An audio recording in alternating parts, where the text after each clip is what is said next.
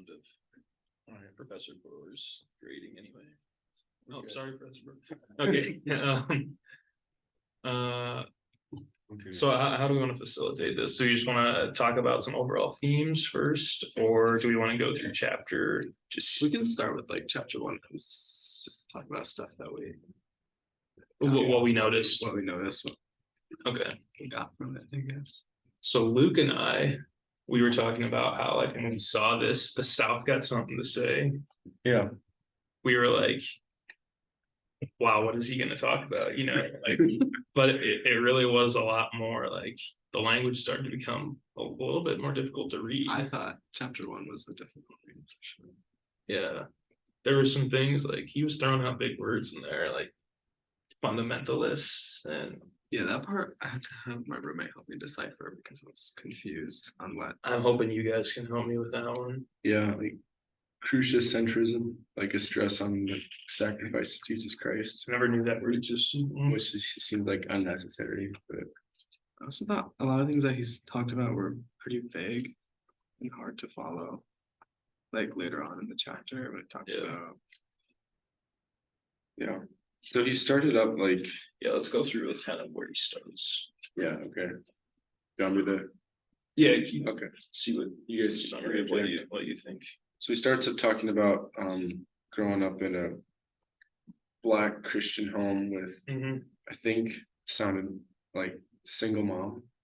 Or that's what maybe it was. Yeah, that's kind of what I got from it too, because he never mentioned it. Or Dad, at father least. figure that was Yeah, really right. prevalent. And his mom being like super like religious and very like strict about going to church, and like them knowing the Bible and discipline being a big thing in their house. And then he kind of jumps like pretty quickly to college and like his desire to like study theology and history and like gain a good understanding of that. Yeah. I think he chose to say that because those were the things that I think inspired him most in his childhood too, was one, history because of his Blackness, and then Yeah. religion because of his mom. Like those are the two things he knew the best, like he thought as well as going to that. Yeah. Yeah, so like I picked up on that right away, like because he talks about kind of what we talk about in class, where his background shapes his experiences, or his background shapes his beliefs, like gospel music, the church, hip hop, his mom. Like Yeah. they shaped him in these different ways, and that's and like we see that's how he became who he was. Yeah. Just like all of us have different things that shape I think us. he like specifically emphasized the combination between like hip hop and his religion, and how You're right, he that did. conflict kind of like molded him into like the route. Yeah, because he says he says the scriptures were everywhere, but I was also a child of my environment. So then he's making this like this distinction between the scriptures and the environment, like which would seem to say that his environment then is not maybe does not align with the scriptures, is what I got from that. He talked about like his Southern Black culture in like, because he was from Alabama, right? I think, and then how I think back then majority of people were religious back then, but then like the hip hop was starting to come into rise. Yeah. And they were starting to, I think there was like a sense of pride in that, and then also different groups started to branch out from that, because later he talks about those. Yeah, like the East hip hop, Yeah, East and versus the West. West. And then one of his main things that kind of propels him into the discussion is that, well, there's actually this third thing, this Black or this Southern hip hop, that's actually a completely different thing altogether, which he uses to say that also Black ecclesial interpretation is a completely different thing. Yeah. So he kind of draws that comparison there, Yeah. which was helpful, I think.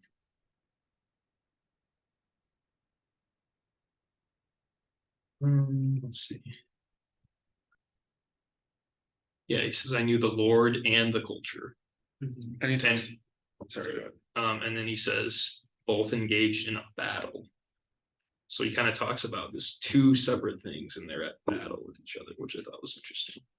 Yeah, and then like first chapter right away, he's like talking about a black ecclesial interpreter, which would be a black pastor. And like the black ecclesial interpretation, he says, is not really written down. It's more like in like sermons and videos, and it's more of like a feel aspect rather than like a written doctrine. Mhm. So it's like a cultural identity rather than like a written set of beliefs. Yeah. Which do you think that's kind of I couldn't get past like why wasn't or why isn't it written down more? Would he argue it's because like that type of interpretation was just like outcast from the world? I think that's kind of like thinking back, because when I was reading this, I was really struggling to understand. But now that you say that, I think that's a lot of the times he's trying to make that point is like it's a lot of times overshadowed by was it like But like the German interpretation, yeah, or like I the remember he older talked about that part. interpretations of scripture. yeah, and how so I think that's the whole point of writing this book, honestly, is like Yeah.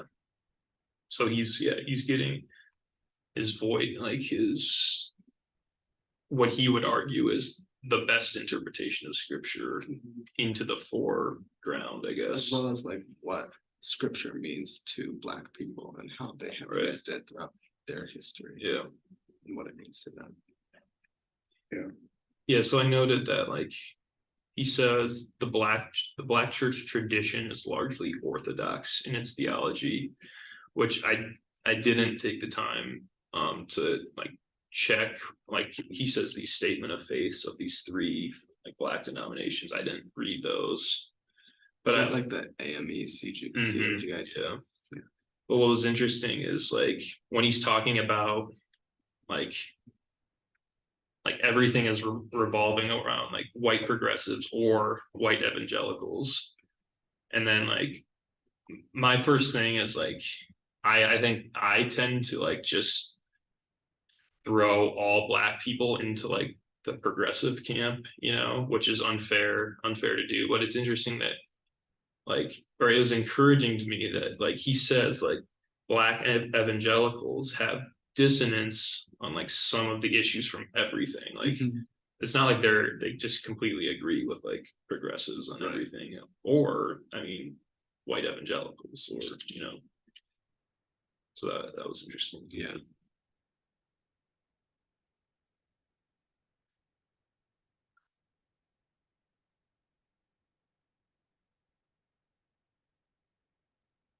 And later, I think it talks about him being in college, right? And him talking about his majors and how he dropped religion eventually. Yeah.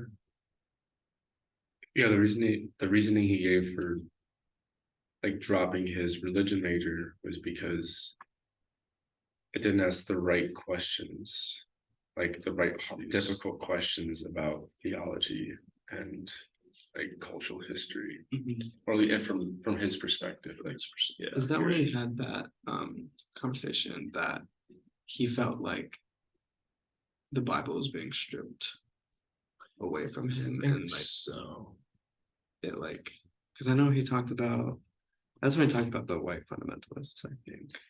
yeah, so he's talking about like the fundamentalists, the evangelicals versus the mainline Protestants, which to be honest, I said I don't really know the difference. I think mainline Protestantism is like more, is that like Episcopalian Anglican, I think is what that means, but I don't but yeah, so fundamentalism goes with the mainliners, and then evangelicalism, I don't know,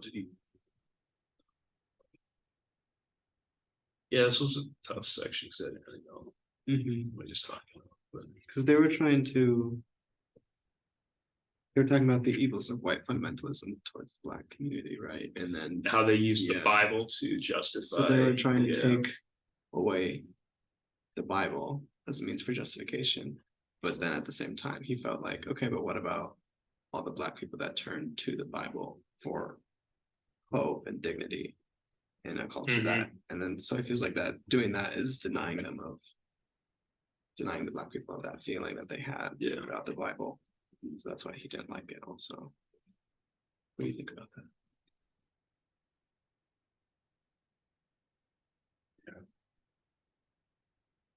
Yeah, he does talk about like. It's tough because his language gets really like high and it's hard to Accent. like break it down. Mm-hmm. And he talks about like that war he gets in with the professor, like why he drops. It's because like his professor tries to like. Even though I'm rereading it, it's hard to like Yeah. get like a simple. It's so he's saying that like the professors all were for like fundamentalists. Or wait, no, they were all for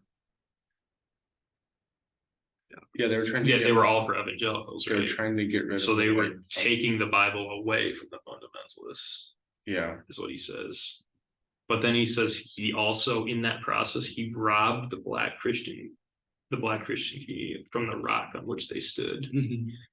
and I don't really understand how he says that. This is page 8 and 9. Yeah, Where does he say it? truly a white man's I have to religion. find it again. I lost it. It's about them being actors and not.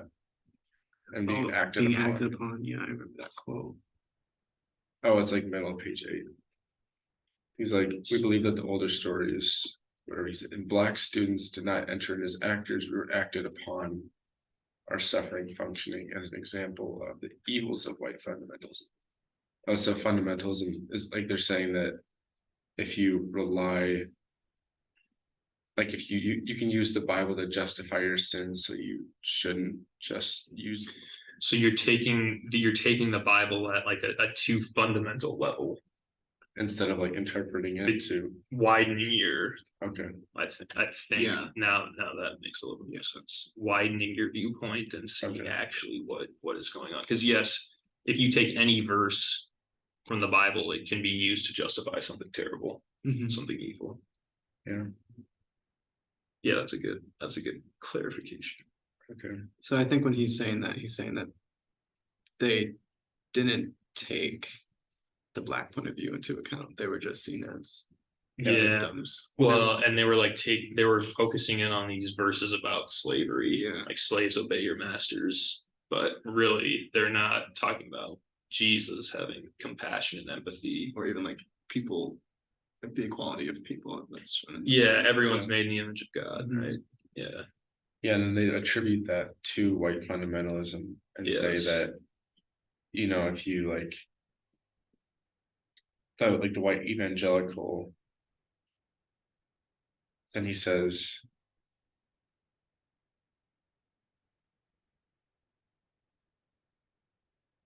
the professors prefer the white mainline Protestant, which I don't really know what a white mainline Is that like church, more modern? like a progressive mainline church. I thought Protestantism.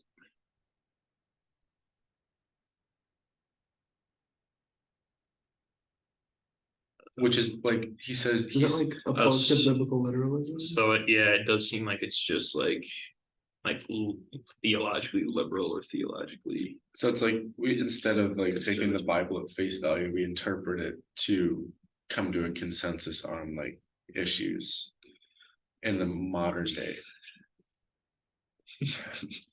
Yeah, so which his writing is like way over the top, but Okay. But yeah, we can probably move on from. yeah, Sure. So that's kind of his whole thing. Yeah, he dropped the theology because he didn't think they were asking the right questions. Yeah, carried through with the history. see. Yeah, the right heart Christians.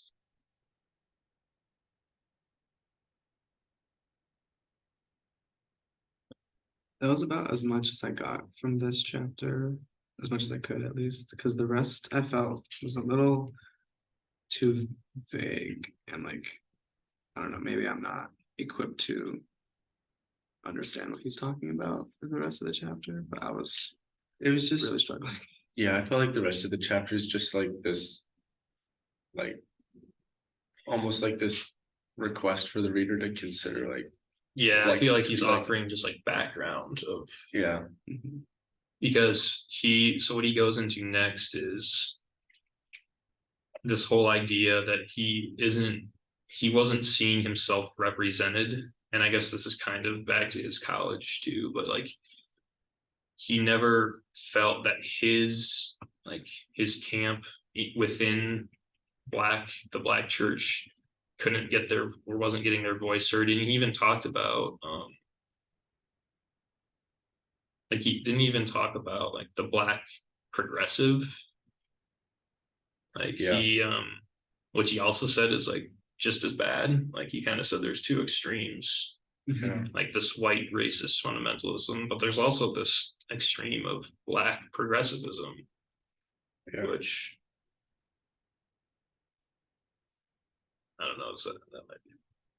Oh yeah, here it is. Black pastors I knew had the same audacity to think that texts of the New Testament spoke directly to the issues facing black Christians. That's page 13. Oh, anyone have any idea what this means? On page 12, he says, "To me, it was a sign of privilege to imprison Paul and Jesus in the first century." What is he? What I don't know what he's getting at there. I'm gonna read back a little bit. Yeah, read it.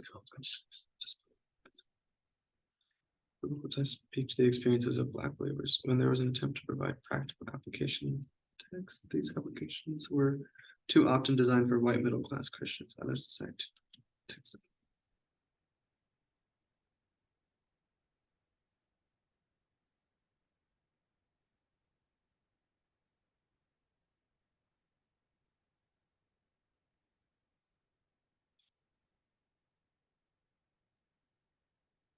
Does it have something to do with?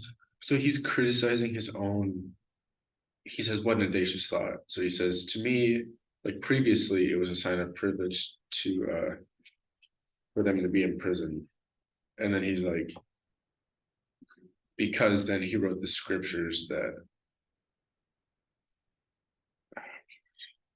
I can't. Who has the privilege though? Do Paul and Jesus have the privilege, or do the people putting him in prison have the privilege?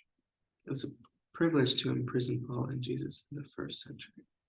oh, in prison is like oh, like say their actions are only applicable to the first century. It's not literally in prison. It's like Oh, in prison is like okay. remember Jesus wasn't in prison. It was like Well, I mean, he was taken into custody though, so I don't know if that's what they were so- talking about. so he's saying it was a sign of privilege. So reducing them. Yeah, Reducing like them if you only to- constrict them to the first century and Yeah. say they don't apply.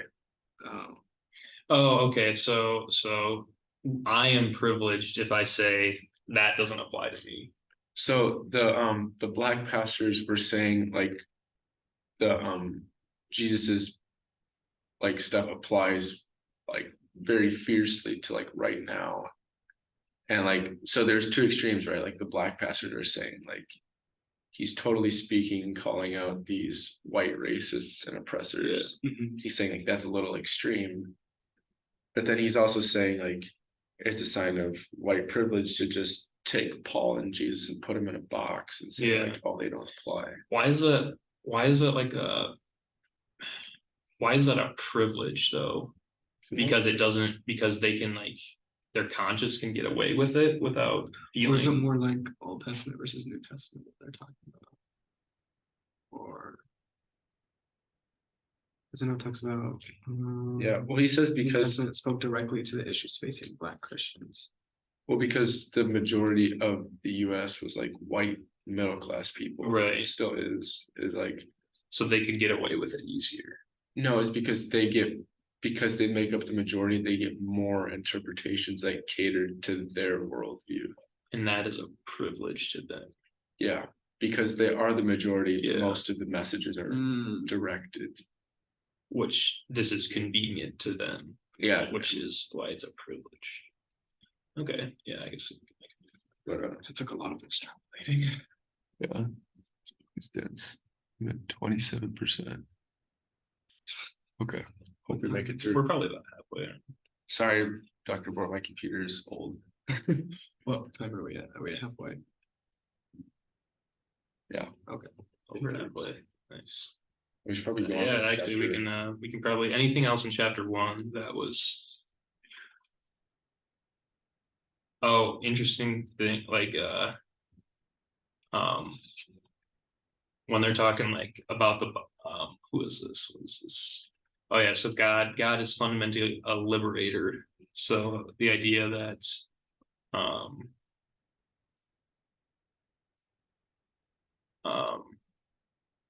or going back, I like this quote by Frederick Douglass where he says, between the Christianity of this land and the Christianity of Christ, I recognize the widest possible difference. So he was seeing a difference between what he read in the Bible and what was actually being practiced by the white or people of. And then the black people, to black people, God is a liberator. There's more focus on freedom. Jesus' suffering resonated deep with in the black person. Yeah, that whole idea. Mhm.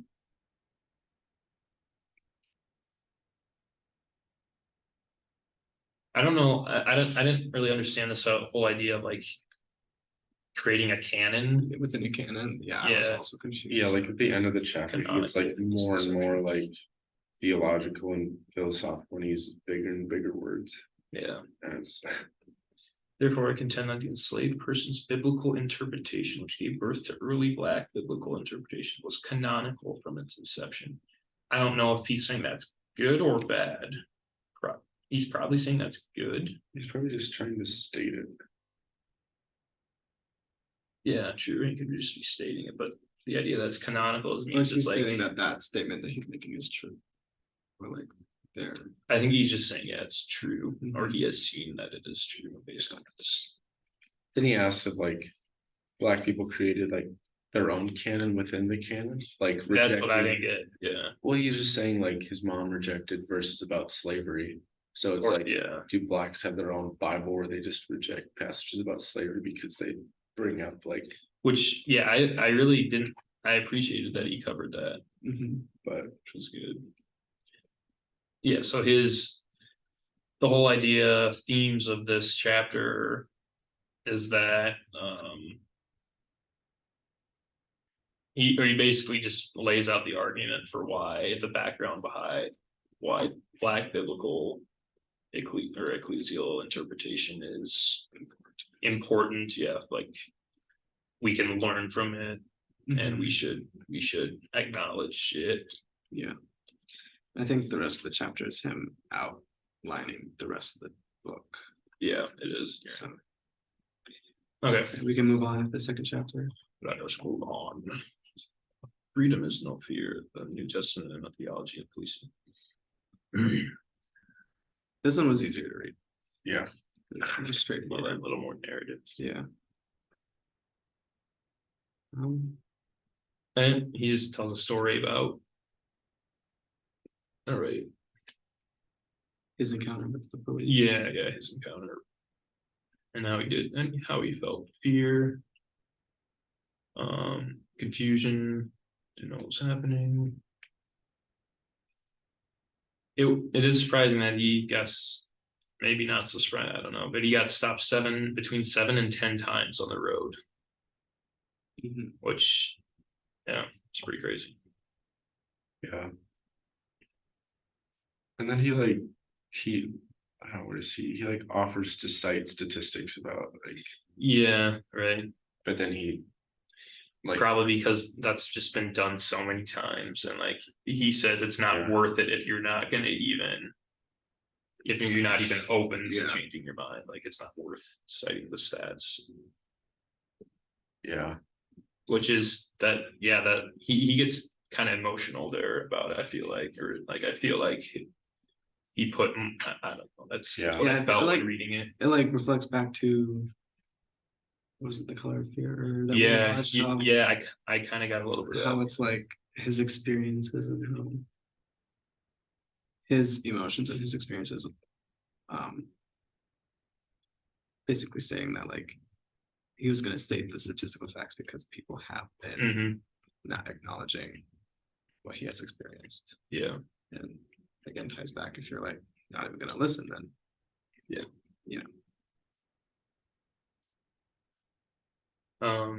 he does acknowledge that like policing is a difficult job. I like the quote, but a difficult job does not absolve one of criticism. It puts the criticism in a wider framework. yeah. Yeah.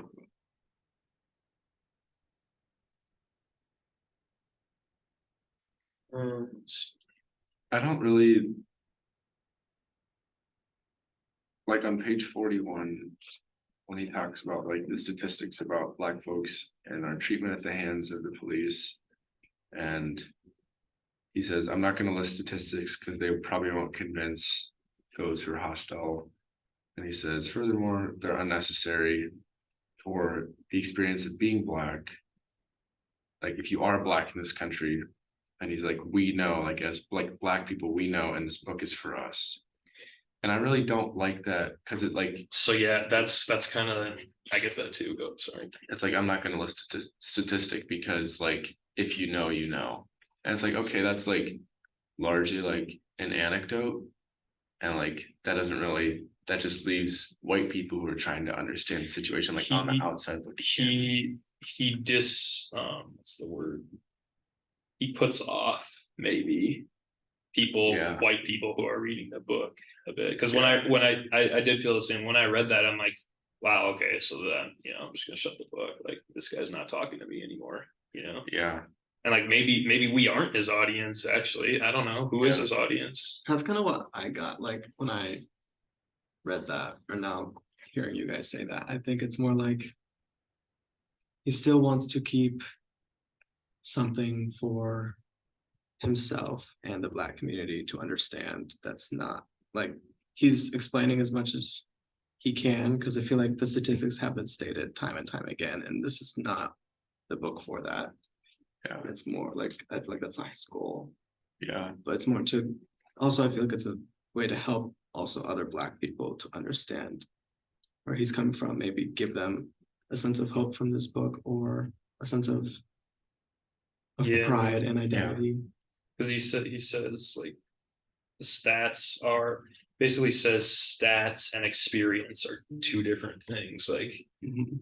it's one thing for us to look at a statistic, but then it's like a whole different thing to experience it. And like Yeah, that's why he says they're unnecessary, because they already know, Black people already know that this is true because they've experienced it. essentially saying that we will never know what it's like. Yeah. Right.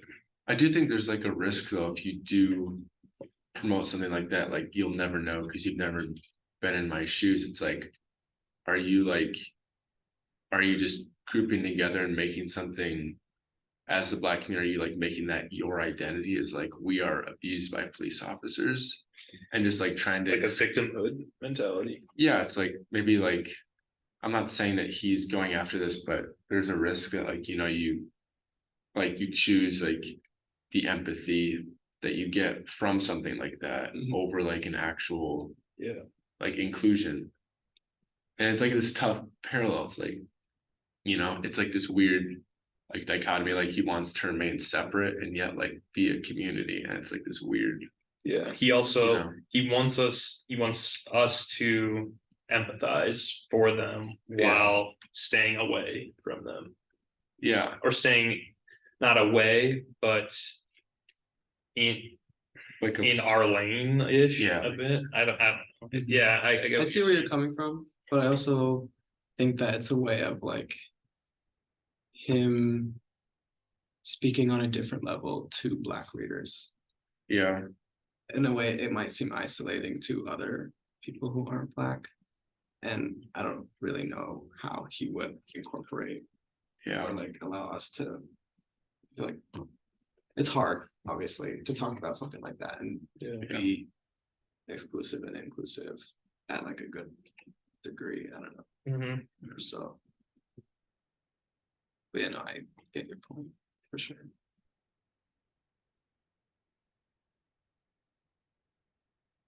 So one thing I did pick up on, so like, um. Page 39, that section where he's Paul structural reform in the absence of fear. So the whole idea is that based on Paul's the verses that he says, In Romans. yeah, in Romans, he's saying like, I pick up on a lot of conflict theory, like the power divide. And Yeah. Paul says, Good theory. yes, that's for you, Dr. Bohr. Conflict theory. So he says his problem is not with like the people who like carry out actions, but the ones who direct actions. So like the power comes from the top. Yeah, So the institution. so the institution must be changed at a structural level, Yeah, not at an individual level. So that's his whole argument on what he yeah, because he's comparing that to, yeah, what Romans says about the structure of their government and their soldiers and how that relates to Yeah. our. and he drew Romans. so he tries to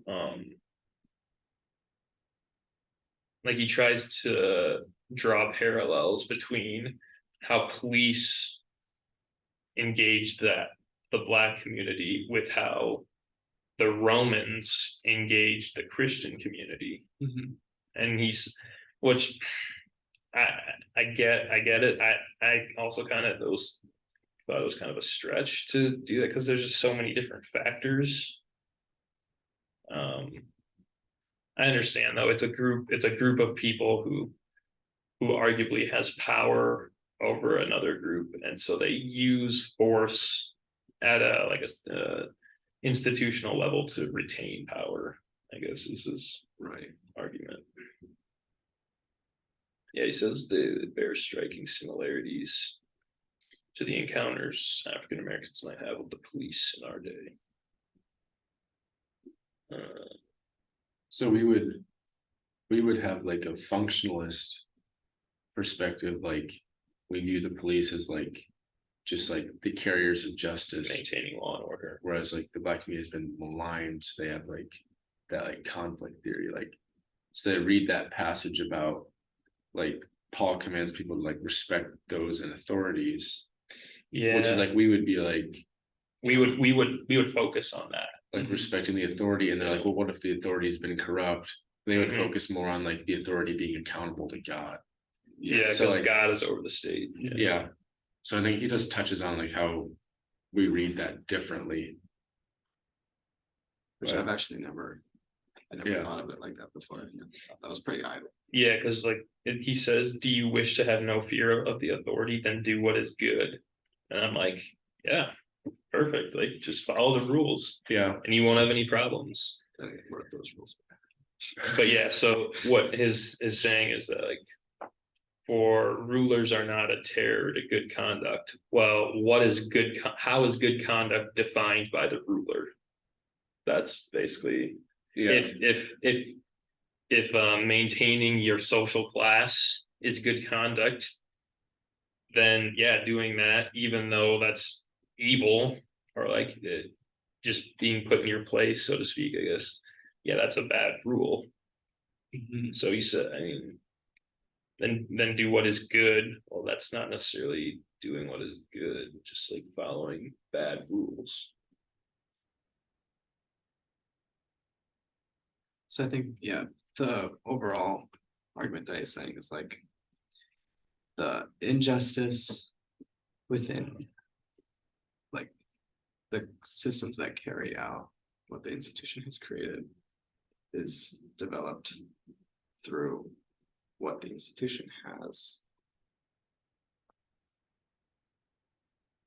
I guess you could say Yeah. set in place as Yeah. like law. So like if you want to truly change the problem at this level, you need to look at what is causing it from the institutional level. Mhm.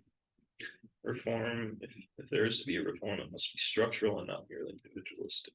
Yeah, so we view it as like change comes from bottom up, and he views it as like change is like top Top down. down. Yep, pretty much. Good summary.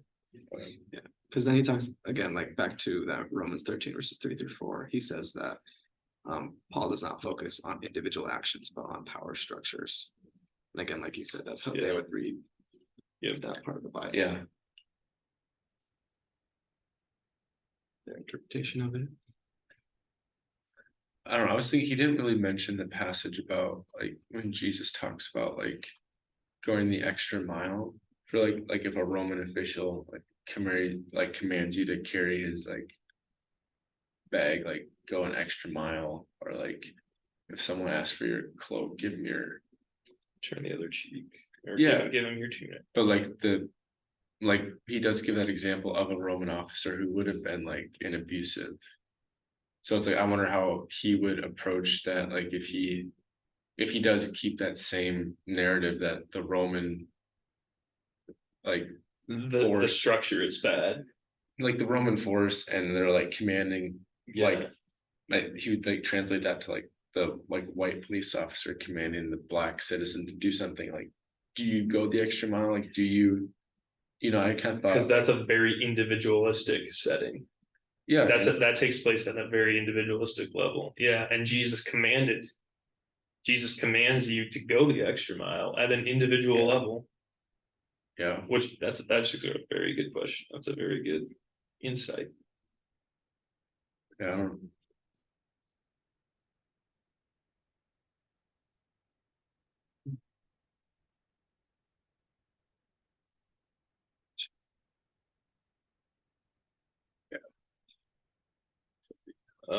Okay, anything else we would like to?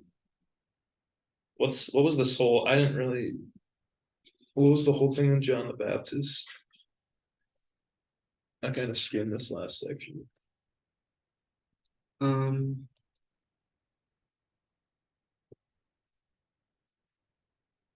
It was like a weird, like, He talks about something about like the soldier again or something, right?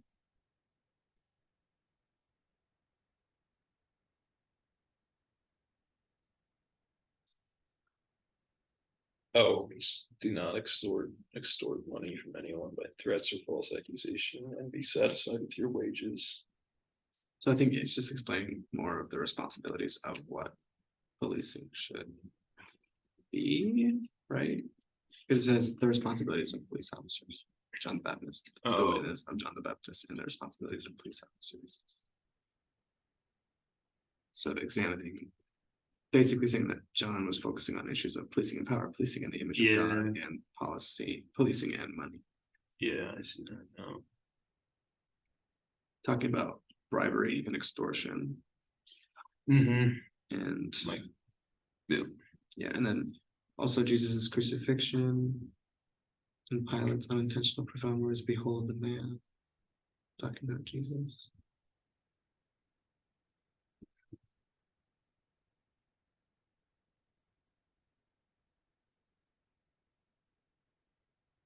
Oh, here's a part that I thought was important. It talks about the story of Jesus' crucifixion contains the paradigmatic false accusation when John's gospel recounts Pilate's unintentionally profound words, behold the man. It speaks to Jesus as the one true human who came to restore us all. At the same time, John makes it clear that even as an innocent person condemned to die, Jesus is in fact a person. And this is the black claim on the conscience of those who police us. so, like withholding the humanity from someone. Yeah, or that's something that they really hold to themselves, that they just want to feel recognized as a fellow individual, a person, a human. So one question I had is, in the conclusion, page 45, he's talking about, it's kind of a summary of everything, but he says, this has been the black person's repeated lament. We should not live in fear. good should be rewarded and evil punished. What does he mean by that? Good should be rewarded. Well, he goes on to like correct that. He's like, that's the general person's perspective. And then he says, instead, Black Christians remembered that we need not fear those who can only kill the body. Right? It's well, no, isn't he saying that's the way it should be? Because he says the United States historically and in the present has not done that. He's like, well, the United States used the sword to instill the fear that has been passed down from generation to generation in Black homes and churches. But that fear's never had the final word. So it's like the same concept as if he's talking about like the Romans. It's like Paul's like, don't fear the people that can only kill your body. Like, I think talking about like an ideal world versus the reality of what they live in and how to yeah, live out through So that. he's so Like ideally, obviously, good is to be rewarded and yeah, evil to be punished. but so that's my question. Is ideally, as Christians, how should good be rewarded? That's my I question. guess he doesn't go into that. So. You know what I'm saying? Because like, do I deserve good for being good? No, Yeah. right? Not necessarily. It's whatever God wills. And even if I do good, bad things might happen to me. So I didn't really get that when he was saying good should be rewarded and evil punished. Like maybe I'm reading too much into that, and he's just saying like, yeah, good should be rewarded, you know, but like I see what you mean. I don't know if that spoke at all into his theology of like salvation or his theology of yeah. free will. I guess we'll you know. find out later, maybe. Yeah, it's chapter 3 is the New Testament and the political witness of the church. All right, Dr. Bohr, we're gonna end it right there. Have a good rest of your day. Yeah, thanks for watching whatever you're doing right now.